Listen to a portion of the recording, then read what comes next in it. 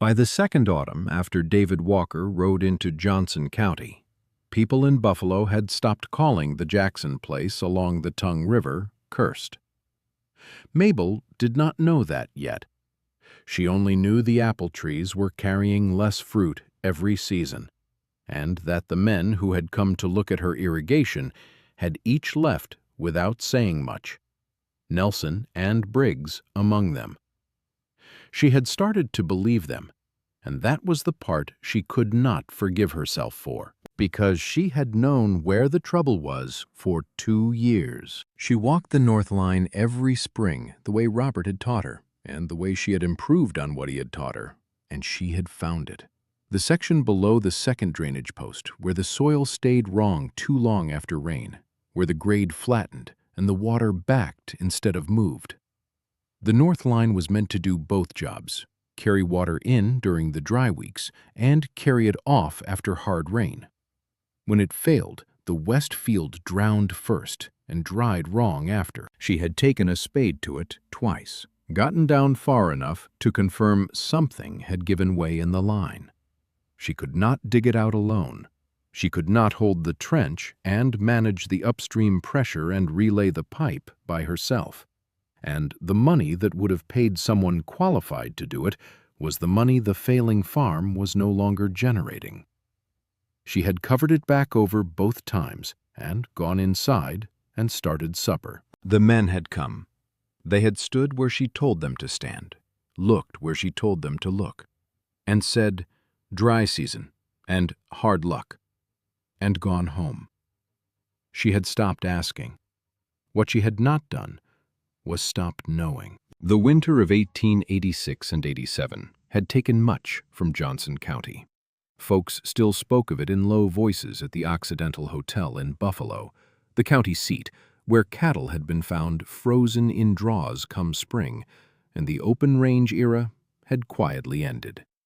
Mabel's troubles had begun before that brutal season, but the hard winter had made everything worse. Neighbors who might once have lent a hand were tending their own wounds. Robert had died of fever the autumn before the die-up, and after that, Mabel and Will had been managing alone on land Robert had filed on under the Homestead Act, good Tongue River bottom soil that should have fed a family for generations. David Walker came into Buffalo on a Thursday in late April of 1888, when the cottonwoods along Clear Creek were just coming into leaf, and the Bozeman Trail ruts still showed faint and pale through the new grass north of town.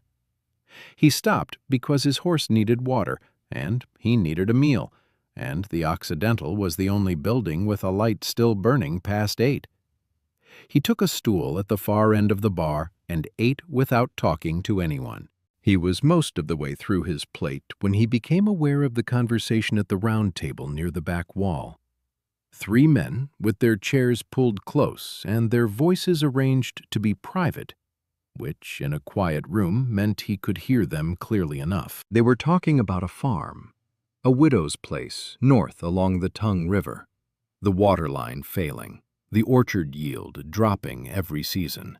One of them mentioned what that acreage would go for, per acre, specific, the kind of number a man produces without looking it up, and nobody reacted like it was a strange thing to know. The other 2 nodded with the ease of men discussing something they had already decided. David had come west fixing other men's water, and he knew the difference between bad luck and a trap. He finished his plate. He turned his coffee cup once in his hands, then set it down.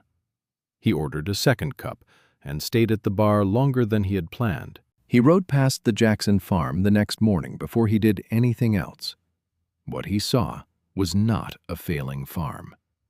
What he saw was some of the best positioned soil in the valley being slowly strangled by a collapsed line. The apple trees were rooted in clay that would hold water better than most if the line were running right. The west field had a natural grade that, properly channeled, would nearly work by itself. He knew what land looked like when it had been left to fail on purpose. This land looked like that. He sat on his horse at the fence a while, reading the ground. Then he rode back toward the farm, to find out how to approach the widow without sounding like every other man who had come to tell her what was wrong. She was in the yard when he came up the track, a woman in a dark work dress, hair pinned back, a bucket of feed grain on her hip. She stopped and waited with the stillness of someone who has learned that most arrivals cost something. A boy appeared at the porch rail, 12 maybe, with his mother's coloring and the serious face of a child who has been the man of something longer than suited him. David dismounted at the gate and took his hat off. He told her his name and that he had ridden past her land that morning and thought he knew what was wrong with her water line. She set the grain bucket down, her arms folded. The men I have hired thought they knew too. Below the second drainage post on the north line. He kept his voice even. The grade flattens there. The line has collapsed. It cannot carry water in or off anymore, and your west field is paying for it both ways. Mabel Jackson looked at him. Not the look of a woman weighing whether to trust a stranger, but the look of someone who has been told something true after a long time of being told things that were not. Her eyes filled before she could stop them, and she turned her face slightly toward the orchard, as though the trees might give her a moment to collect herself. "That is where I thought it was," she said quietly. "It is." She was quiet a moment. "What are you asking?" He told her he would fix what he had found. He would sleep in the barn. He would ask nothing else. When the work was done, he would move on. She looked at him a long time. The boy had come down off the porch steps and was standing beside her now. "All right," she said. She picked up the grain bucket and went back to the chickens. The boy stayed at the gate. "I am Will," he said, and offered his hand the way a man would. "David." He shook it. "You know your way around a trench." "Some. You will know more by the time we are done." Will held the gate open, and David let his horse through. They started on the north line the first week of May, the ground still carrying the cold of a late spring. Mabel came out at first light with 2 cups from the stove and set one on the fence post near him without a word, then went to open the orchard gate. He worked without urgency and without wasted motion. When he opened the trench below the second post and the collapse showed itself exactly where she had said it would be, he crouched over it with both hands in the soil. He looked up at her. "How long have you known?" 2 years. He nodded and went back to the trench. She told him where to open the orchard ground, and he followed her direction without question. He had the tools and the understanding of water and pressure and grade. She had grown up watching this particular soil, the way it drained after a hard rain, where the frost came hardest, what the clay did in a dry spell. He seemed to understand the difference without being told. He listened, and he dug. By the second week, Will was beside him every morning, asking questions David answered in full, the actual answer, not the version stripped of its complications. Will already knew things. He knew them because Mabel had taught him, and the accuracy of what he knew settled somewhere in David, without comment, the way a level settles when the bubble finds center. By late May, the north line was relayed and running clean. By June, the west field was moving water the way the grade had always meant it to. When the first real summer rain came, and the field held it properly for the first time in 3 years, Mabel stood at the edge of it in the gray morning with her boots in the wet grass. She pressed one hand flat against her chest as though to keep something inside from spilling out. The water was moving the right direction. Robert had designed this line before he ever got sick, and she had walked it with him the spring they planted the first apple saplings. She had not expected to feel him in that moment, but she did not as grief, exactly as gratitude, as though the land itself had been waiting for someone to see what she had seen. She went back to the house and made breakfast with her hands still trembling. June was when Julia said something. She was leaning across the fabric bolts at Heller's Mercantile in Buffalo when Mabel came, in her voice already arranged to sound like concern. "People are starting to talk, Mabel. A man sleeping in your barn all spring?" Mabel set her bolt of cotton on the counter. She looked past Julia to Heller behind the register, polishing a jar that was already clean. Heller had kept accounts in this town long enough to know when men were calling a thing cursed because they wanted it cheap. She had always suspected he knew more than he said. Robert hired men every spring before he got sick, she said, keeping her eyes on Heller. Nobody talked then. Julia straightened. That was different. It was. Mabel picked up the cotton and moved toward the register. He had a wife. She paid and left. By the following week, she could feel it in town, glances that lasted a half-second too long, conversations that quieted in a particular way. She felt it, noted it, and went on with what needed doing. If you have ever carried a secret that was not shameful but still heavy, perhaps you understand what those weeks cost her. If this story has found a quiet place in your heart, we would be grateful if you left us a word in the comments below. It helps more than you know. The orchard came in heavy that September, branch after branch of fruit, the smell of it sharp and cold in the early morning air along the Tongue River. Will climbed the loading ladder and passed crates down without saying anything. Once, when Mabel looked up, he was grinning at the tree above him the way he used to grin at things before Robert died. She looked away before he could see her looking, but her throat tightened with a tenderness so fierce she had to set down her crate and breathe. David worked the harvest alongside them without comment on the yield. She had put the good cloth out the night before the first picking, the one from the cedar chest, the one she had used to wrap the bread she had sent to the barn that first morning. After the harvest supper, she found it on the porch rail, washed and folded into a square. She stood looking at it a long time. Someone had cared enough to wash it by hand and return it without being asked. She went inside and did not sleep for a while. The West Field stood the following spring, a full stand of grain, where there had been 3 years of failure. And it was that, more than the orchard, that made the town start asking questions. What came out was not complicated. Each time Nelson or Briggs had come to look at the Jackson farm, they had understood exactly what the water line needed and said nothing, because the land they called cursed was the land they had been waiting to take at a reduced price. One of them had spoken to a land broker in the county seat the week after his second visit. It was Heller who told her on a Tuesday in March, standing in her doorway with his hat in both hands. He had the look of a man who has carried something too long and knows it. She listened to all of it. When he finished, she said, "Thank you, Howard." He left. She sat at the kitchen table for a long time. The stove ticked. The chickens moved in the yard. Outside, she could hear Will's voice, and then David's, something about the east fence grade, the boy asking and the man answering. The anger in her chest was clean and cold. Not the anger of surprise, but the anger of confirmation, which is different and carries a different weight. She had not been fooled. She had been outmaneuvered. She had waited 3 years for the difference to matter. She found David at the workbench in the barn an hour later, fitting a valve to the east branch of the line. She stood in the doorway until he looked up. She told him what Heller had said. He set the valve down. The quiet that followed was different from his usual quiet. Something behind it he was not going to perform.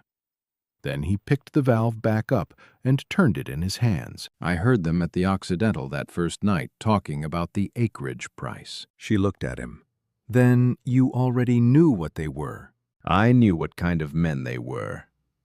He set the valve on the bench. I did not know the rest of it until just now. She went back to the house and started supper. He came in when the light outside had gone blue, washed his hands at the pump, and sat down at the table without being asked. She put a plate in front of him. Will sat between them and talked about the east fence, and the two of them answered him in turns. On the 10th of July in 1890, word came from Buffalo that Wyoming had become a state. Folks along the Tongue River could hear the church bells from town carried thin across the summer heat. Will ran out to the road to listen. Mabel stood on the porch with her hand shading her eyes, and David came up from the barn and stood beside her without speaking. Wyoming had been a territory when Robert filed their claim. Now it was a state, and their land, their line, their orchard belonged to them, in a country that had finally written its name down official. The harvest was in by the 3rd week of October, the trees stripped and resting, the air carrying the smell of fallen apples and the first real cold underneath it. They had walked the north row together after supper, the way they sometimes did, checking the root zone mostly, or saying they were. He stopped walking before she did. She took another step, realized it, and turned back. He was looking at the orchard the way he looked at work he had finished and found good, not pride, something quieter, the settling of a man who has done what he came to do and is not in a hurry to leave it. He looked at her. "I want to stay on," he said, keeping his voice level. "Not as a hired man. Permanently. This land is as good as any I have worked, and Will has got another few years before he can run it the way it needs running. And by then, I would like to know it the way you know it." He paused. "I would like to know it with you." He reached into his coat pocket and held out his hand. In his palm was a plain iron ring, worn smooth, not new, the kind of thing a man carries a long time before he knows what it is for. "Will you marry me?" She looked at the ring. She looked at him, at the steadiness of him, the same steadiness that had been in the trench and at the workbench and at her kitchen table, the kind that does not perform itself because it is never needed to. Her throat moved. "The boy already thinks you are staying," she said. "He stopped asking weeks ago." The corner of his mouth shifted not quite a smile, the acknowledgement of one. She reached out and took the ring from his palm. "Yes," she said. He closed her hand around it with both of his and held it there a moment. Not long, just long enough, and then let go. They stood in the orchard a little longer, and then walked back toward the house through the long October light. They married the following June in the small church in Buffalo. Heller gave a brief toast. Will stood beside David at the front of the room, with his hair combed and his boots polished, and the expression on his face was the one he had been wearing since October, when he had come in from the orchard and found them already back at the house and not looking at each other too carefully.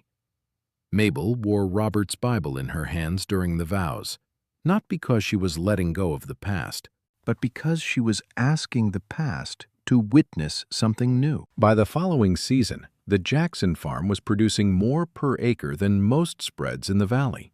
Buyers came from 2 counties over for the orchard fruit. The grain went at top price 3 years running. Nelson and Briggs still drove past on their way to market. They did not stop. On a Tuesday morning in late September, Mabel came out to find Will on the porch steps, working a stone from his boot sole, the yard loud with birds moving through the orchard. She handed him the cloth-wrapped bread for Heller's order, the good cloth, the one from the cedar chest. She did not save it anymore. He took it, looked at her. He left the second boot alone, stood, and headed down the steps. He was already on the road when she turned back to the door. Behind the house, the sound of David at the pump, the long, rhythmic clank of it, water coming up cold from the ground.